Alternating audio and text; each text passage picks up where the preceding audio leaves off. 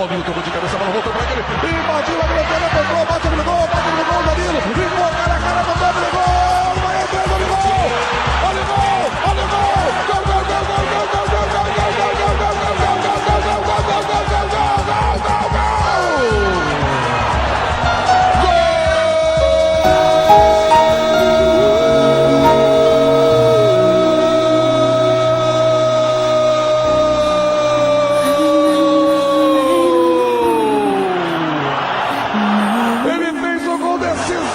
Contra o Malvani, faz de novo o primeiro gol da decisão do Mundial.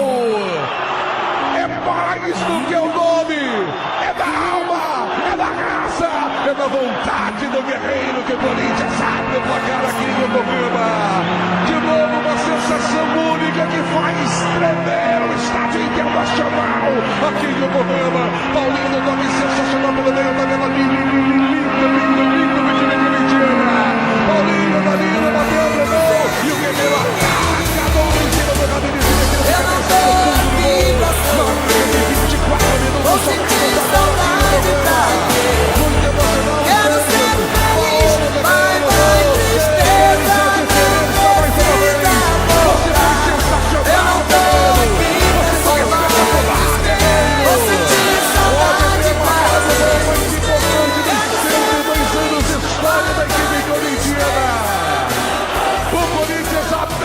Para o mundo, o Corinthians se expõe, escancara sua marca tão forte no Brasil para o mundo inteiro. Paulo Guerreiro marca, Corinthians sensacional, vivo do jogo, Corinthians mais vivo do que nunca, Corinthians 1, Chelsea 0, árbitro, acabou o jogo. Muito prazer.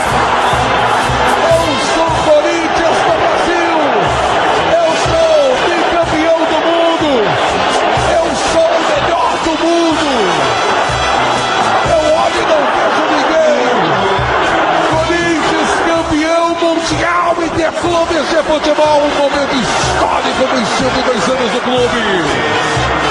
Até parece que o Timão comemora na sua casa. Uma explosão que vem, manifestação que vem de todos os lados aqui no Estádio Internacional em Yokohama.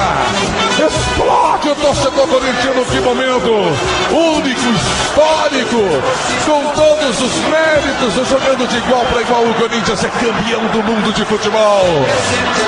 Pra cima do Chelsea, campeão da UEFA Champions League. Espetacular a façanha corintiana.